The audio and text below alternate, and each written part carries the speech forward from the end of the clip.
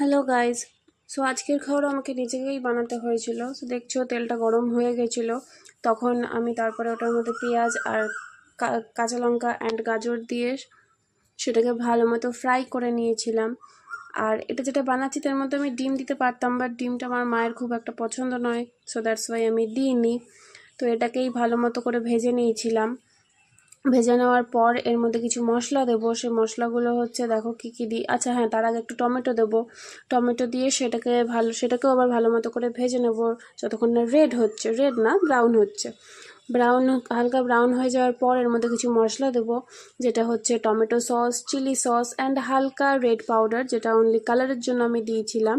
তো ঝাল খুব একটা খেতে হয়নি, বিকজ আমি কালারের জন্য একদম হালকাই দিয়েছিলাম। আর এটা একদমই বলতে পারো রিচ নয়। তারপরে লাস্টে একটু নুনও দিলাম, বিকজ নুন ছাড়া কোনো টেস্ট হবে না।